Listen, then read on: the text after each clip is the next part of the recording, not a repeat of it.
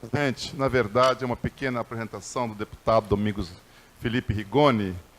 Ele não precisa de apresentação, porque só a sua atuação na Câmara Federal, já nesse pouco tempo de mandato, ele já demonstrou quem é, para que veio e a sua atuação brilhante na Câmara Federal. Só para dizer que o deputado Felipe Rigoni tem 28 anos de idade, é formado de Engenharia de Produção pela Universidade Federal de Ouro Preto e formado em Gestão Pública pela Universidade Oxford, na Inglaterra. Teve 84.405 votos em todo o estado do Espírito Santo, 8.172 votos em Vila Velha, sendo o segundo deputado federal mais votado aqui no município de Vila Velha. Nós convidamos o deputado para fazer uma palestra sobre Previdência Social, que é o assunto hoje que está em pauta praticamente em todo o Brasil e é de interesse de todos nós. O deputado Felipe Rigoni foi o deputado que mais apresentou emendas na comissão especial que está discutindo a reforma. Portanto, acho uma pessoa muito interessante, muito inteirada para que nós possamos desvendar nossas dúvidas. Agradecer profundamente o convite em nome do João, o espaço em nome do presidente Ivan, agradecer a presença de todos os vereadores e todas as pessoas que estão aqui prestigiando esse espaço de fala. Como o Ivan bem falou, hoje eu vou falar um pouquinho sobre a reforma da Previdência, né? Vou falar uns 15 minutos sobre quais foram as mudanças. Aliás, por que precisamos de uma reforma da Previdência? Segundo, quais são as principais mudanças que o relatório apresentado pelo Samuel Moreira, que é o relator da reforma, quais são as principais mudanças que esse relatório traz? Terceiro, as mudanças que eu acredito que ainda são necessárias, e a gente abre para perguntas, discussões e etc. Tá bom? Bom, vamos lá. Pessoal, essa primeira parte eu vou pedir especialmente atenção nela, porque mais importante do que a reforma que está vindo é a razão pela qual nós precisamos de uma. Tá? Por que nós precisamos de uma reforma da Previdência? Desde 1994, alguns de vocês que estão aqui vão lembrar, a gente teve uma época de hiperinflação, em que os preços aumentavam diariamente, que você recebia o salário, você tinha que ir lá no supermercado comprar tudo em comida, porque era o único jeito de manter algum valor no seu dinheiro.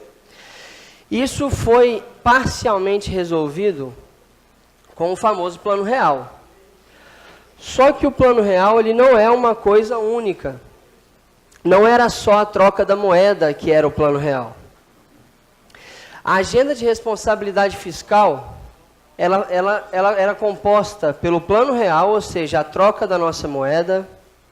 Ela era composta pela aprovação da Lei de Responsabilidade Fiscal, que é aquela lei que impede que estados e municípios gastem mais do que 60% do seu orçamento com gastos de pessoal. E tinha uma terceira etapa, que era a reforma da Previdência. Essa etapa ela não foi feita. Em 1995... tentamos fazer uma reforma da Previdência, que era um pouco mais branda do que essa que está aí. Se tivéssemos feito lá, não precisávamos estar fazendo agora, mas perdemos por um voto. Um voto na Câmara dos Deputados impediu que a reforma da Previdência passasse. Por que essencialmente a gente precisa de uma reforma da Previdência para terminar a primeira grande etapa do projeto de responsabilidade fiscal brasileiro? São três grandes razões, pessoal, que me fazem e nos fazem acreditar, vários deputados junto comigo, várias pessoas, especialistas, que nós precisamos de uma reforma da Previdência. A primeira e mais importante das razões. A Previdência brasileira, atualmente, o nosso sistema atual de aposentadorias causa desigualdades. Ele não corrige, ele causa desigualdades. Um estudo feito pelo IBGE, pesquisador Leonardo de Oliveira, conseguiu mostrar que 18% de toda a desigualdade de renda do Brasil é causado pelo sistema de aposentadorias. Desses 18%, 7% é da aposentadoria dos servidores públicos, 11% é da aposentadoria do setor privado. Aí você vai achar que é mais no setor privado. Não é, porque no setor privado tem 35 milhões de aposentados, no setor público tem cerca de 1,5 milhão. Para vocês terem ideia, pessoal, de tudo que é gasto com a Previdência no Brasil hoje, só 2,5%, ou seja, só 2,50 de cada R$100 que são gastos com a Previdência hoje vão para as pessoas que fazem parte dos 20% mais pobres. Ou seja, ela não vai para os mais pobres, infelizmente. A Previdência, ela 2,5% apenas vai para os 20% mais pobres do Brasil, para a base da pirâmide. Enquanto isso, 52,9% de tudo que é gasto com a Previdência é recebido pelos 20% mais ricos da população. Ou seja, 2,50 para os 20% mais pobres, 52,90 para os 20% mais ricos. A nossa Previdência, ela causa desigualdade, infelizmente. Tem partes dela que combatem, eu explico daqui a pouco. Mas a brutal maioria causa desigualdade. Por que isso acontece? São 3 grandes dispositivos no nosso sistema de aposentadorias hoje que fazem isso acontecer. O primeiro é a aposentadoria do servidor público, especialmente a elite do servidor público. Eu não estou falando aqui do servidor público que ganha R$1.500. Estou falando da elite do servidor público, que é basicamente aqueles que ganham de 5, 6, 7 mil reais para cima. O que acontece? Eles recebem na aposentadoria deles, normalmente se aposentam aos 50 e poucos anos, recebem o seu último salário, não é a média dos salários que já teve na vida, recebem seu último salário, e toda vez que tem algum reajuste para o pessoal que está na ativa, o pessoal da aposentadoria também recebe esse ajuste. Isso é o primeiro motivo. O segundo é a falta de uma idade mínima. Por quê? Porque hoje, pessoal, quem se aposenta cedo, quem se aposenta mais cedo, na verdade, são as pessoas que são mais escolarizadas, mais ricas e que vivem por mais tempo. Eu vou dar um dado aqui que é assustador. Os 40% mais pobres do Brasil, ou seja, as pessoas de fato mais pobres, se aposentam em média, no caso do homem, aos 66 anos de idade, e no caso da mulher, aos 61 anos de idade. Esses os mais pobres. Os mais ricos, no entanto, eles se aposentam em média aos 55 anos de idade, no caso do homem, e aos 52 anos de idade, no caso da mulher. Isso é dado brasileiro. Não há o que discutir aqui. Na prática, pessoal, o que está acontecendo? A patroa está se aposentando 10 anos antes da empregada doméstica. O dono do escritório de contabilidade se aposenta 10 anos antes do que o pedreiro que construiu aquele escritório. E não há como dizer que a vida do pedreiro é mais fácil do que a do dono do escritório de contabilidade. Não tem como. Por que isso acontece?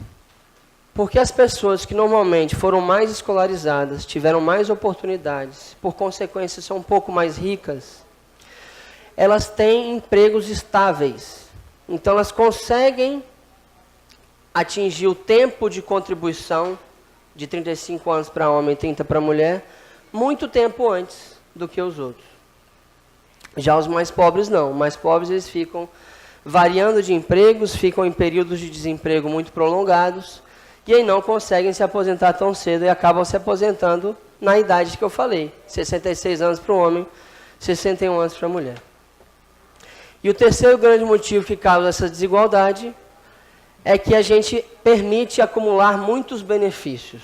No Brasil hoje, pessoal, é legal, é permitido você acumular 6 benefícios previdenciários. Você pode acumular a sua aposentadoria, uma pensão por morte, uma pensão por invalidez. Você pode acumular até 6. Por isso que tem gente ganhando 80 mil reais em aposentadoria. E tem mesmo. Tá? Por isso que a Previdência atual causa desigualdade e precisamos corrigir essas distorções para acabar com essa desigualdade. Segundo grande motivo pelo qual precisamos de uma reforma. O gasto com a Previdência cresce muito rápido.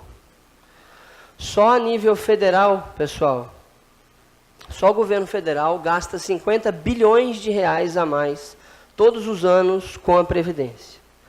Tá? Todos os anos o gasto com a Previdência aumenta 50 bilhões de reais, só em âmbito federal.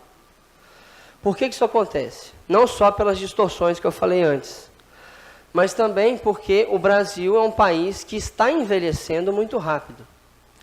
Isso, por um lado, é muito bom, por outro lado, causa uma pressão enorme no sistema previdenciário. E aí, o que acontece? Para fins de cálculo da Previdência, a gente precisa entender quanto tempo que um país leva para sair de 10% da sua população idosa para 30%. Isso é o que eles chamam de período de transição demográfica. Países como o Japão e a França demoraram 120 anos para chegar nesse patamar de 30% da população. O Brasil vai demorar 48 anos. É a 9ª transição mais rápida do planeta. Nós somos o 9º país que vai envelhecer mais rápido da face da Terra. Por que isso aconteceu? Porque a taxa de fertilidade diminuiu. E nós estamos vivendo por mais tempo, o que é ótimo. Só que isso faz o custo previdenciário aumentar e aumentar muito rápido. Terceiro grande motivo que precisamos de uma reforma. O gasto já é muito alto. Só esse ano, no orçamento federal, estão previstos 767 bilhões de reais para a Previdência. Isso é muito alto porque isso é 13% do nosso PIB. 13% de toda a riqueza produzida no Brasil será colocado para o sistema de aposentadorias e pensões. O Japão também gasta 13% do seu PIB com a Previdência deles lá. Só que o Japão tem 48% da sua população idosa.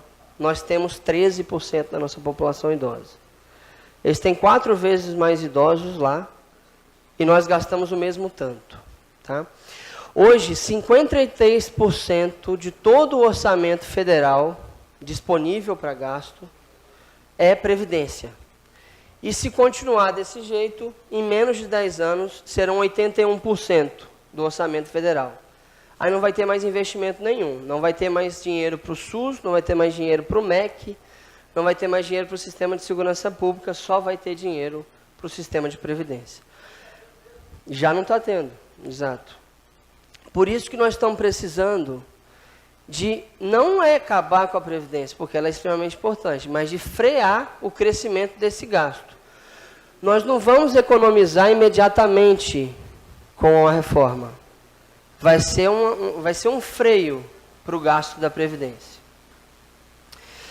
Nesse sentido, vem o relatório do Samuel Moreira, que já é pegando a reforma que veio do presidente Bolsonaro, fazendo algumas modificações.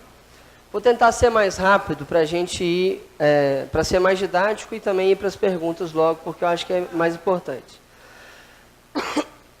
Eu acho que tem 3 pontos muito bons do relatório. O primeiro é que você estabelece uma idade mínima de 65 anos para homem e 62 para mulher. Por que isso é bom? Tá? Porque hoje, pessoal, as pessoas mais pobres já se aposentam nessa idade. Como eu disse, o mais pobre no Brasil já se aposenta aos 66 anos, no caso do homem, e aos 61 anos, no caso da mulher. Isso é média, lógico.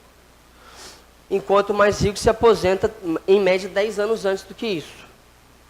Você colocando uma idade mínima para todos, não só para aqueles que não conseguem contribuir por tanto tempo, você iguala uma boa parte dos problemas que a gente tinha. E aí as pessoas que têm mais riqueza, conseguem contribuir com um pouco mais de dinheiro, vão contribuir por mais tempo. Isso vai resolver boa parte dos problemas. Segundo ponto muito importante, iguala setor público e privado. No fim da transição, todas as pessoas do Brasil, independente se é juiz, se é deputado, se é senador, se é presidente, se é ministro, se é um trabalhador comum, vão se aposentar aos 65 anos para o homem e 62 anos para a mulher. Isso é muito importante porque a diferença entre setor público e privado era o que causava boa parte da nossa desigualdade. E o terceiro ponto extremamente positivo. é as alíquotas progressivas. Por quê? Porque agora quem ganha mais vai pagar mais e quem ganha menos vai pagar menos, de fato. Tá? Aí a alíquota vai variar de 7,5% para quem ganha um salário mínimo, indo até, no limite do limite, a 22% para os salários mais altos dos servidores públicos. Tá? Mas na média vai ficar em 11,8% no setor privado e em 14, alguma coisa por cento do setor público. Tá? Isso é muito importante porque a gente traz uma justiça contributiva. O relatório do Samuel, que é o nosso relator, ele trouxe algumas mudanças que eu acho positivas, outras que eu acho perigosas, mas foi o que deu para fazer e nós vamos ter que mudar isso no plenário. Tá? O que foi de positivo? Eu acho que todo mundo aqui já sabe, se não sabe, eu digo aqui, a gente apresentou 9 emendas ao texto. Tinha 9 mudanças que eu, a deputada Tabata Amaral e o senador Alessandro Vieira, que somos do Movimento Acredito, 9 mudanças que a gente acreditava serem importante a modificação. 5 em especial, a gente acredita ser importante mudar, mas 9 que nós propomos. Dessas 9, 2 foram acatadas pelo relator. Tá? A primeira foi a retirada de todas as mudanças que tinha feito em relação ao BPC idoso. Então, nada que estavam falando, daqueles R$400, etc., para o BPC idoso, vai acontecer. Vai continuar do mesmo jeito que está. Temos que haver alguma mudança no BPC? Temos, mas em outro fórum a gente vai se preocupar com isso. Porque o BPC é uma questão social e não previdenciária. Nós vamos, sim, fazer essa discussão, mas bem depois da Previdência. O segundo ponto que ele acatou é em relação ao tempo mínimo de contribuição. Por que isso era bem importante, a gente achava extremamente importante acontecer? O texto do governo, esse é o quê? Acabou meu tempo? Pode ir. Essa buzininha é diferente. O texto do governo veio modificando o tempo mínimo de contribuição de 15 para 20 anos para todo mundo. Isso tinha um problema especialmente em relação às mulheres. Porque, na média, os mais pobres, o homem contribui com 21 anos, em média, antes de se aposentar, e a mulher contribui com 18. Então, se você aumentar para 20 anos, você vai arrastar uma série de mulheres para o BPC sem necessidade nenhuma. O que ele fez? Ele acatou uma emenda nossa, que reduz o tempo mínimo de contribuição da mulher para 15 anos, mantém o do homem em 20 anos, só que ele coloca um dispositivo automático, que é o seguinte: à medida que os 50% mais pobres da população conseguirem contribuir por mais tempo, esse tempo mínimo pode aumentar junto. Mas a gente está nivelando pelos mais vulneráveis. Só se a realidade do mercado de trabalho que essas pessoas vivem melhorar, é que a gente consegue aumentar o tempo mínimo de contribuição. Então essa foi uma mudança muito positiva e muito importante.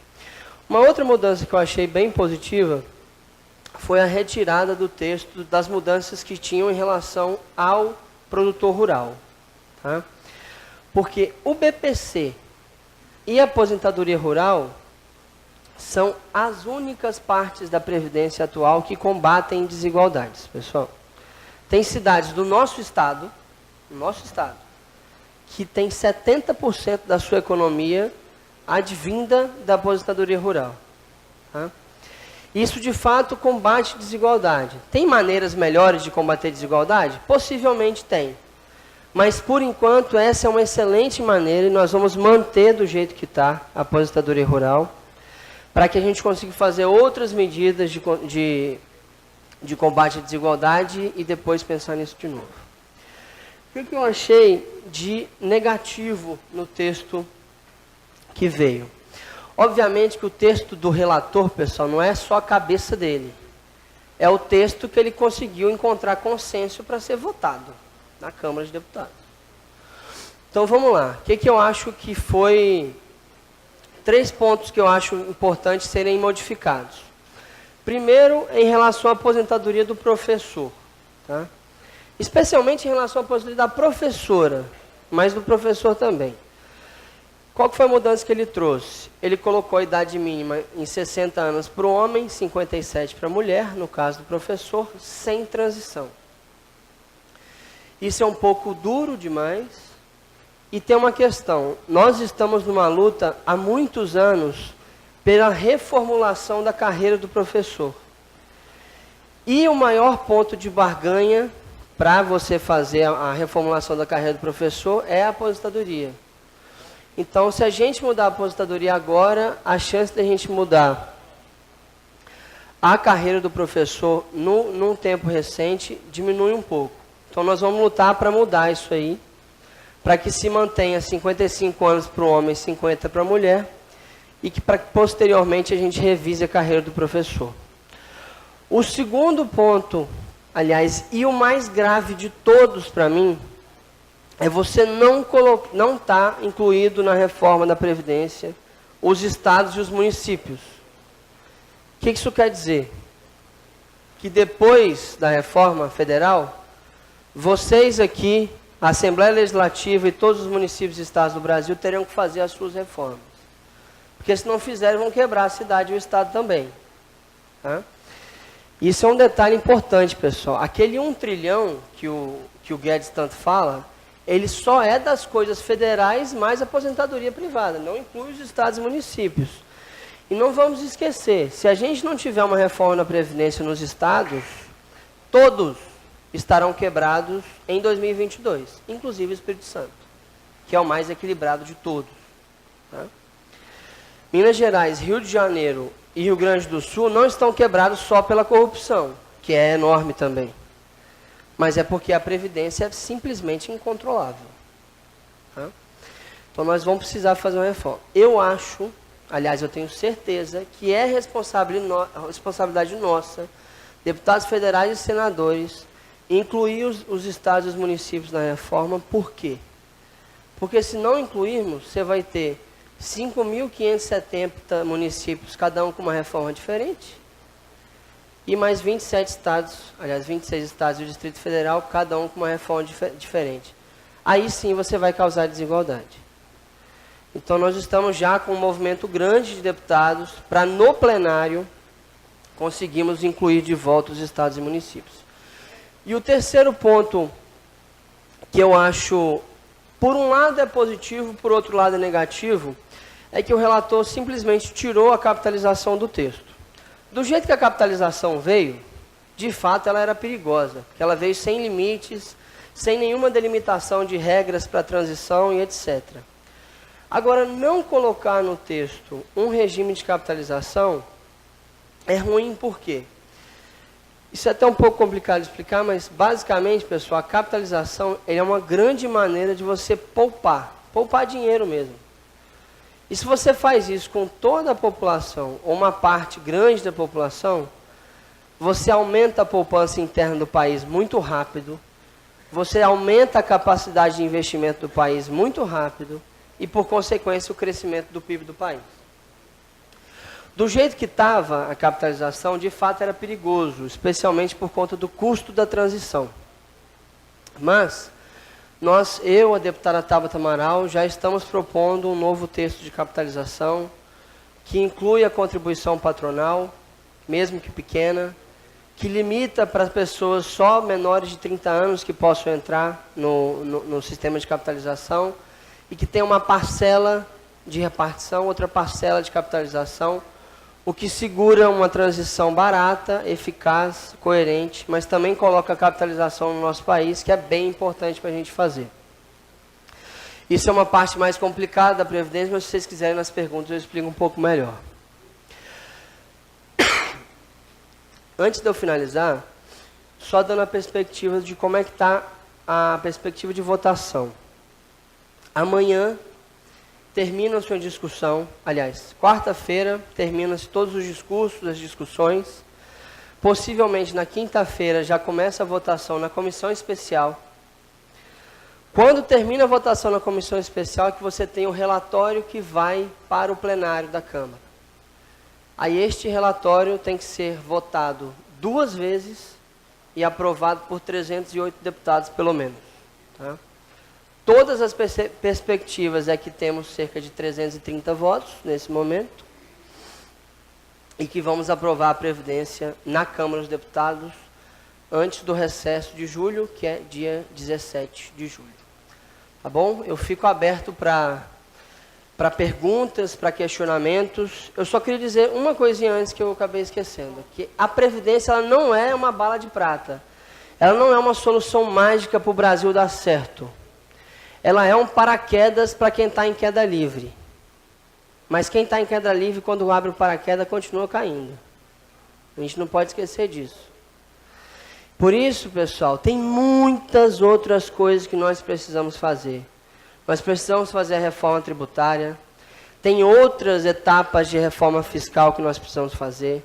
Nós precisamos facilitar a abertura de empresas, melhorar a regulação dos negócios, aumentar os investimentos na infraestrutura, que é uma coisa que está acontecendo. Precisamos criar uma grande rede de proteção social, porque o Brasil não está fácil e precisamos proteger as pessoas mais vulneráveis. Mas a Previdência é o primeiro passo. Sem ela, nada do resto consegue acontecer.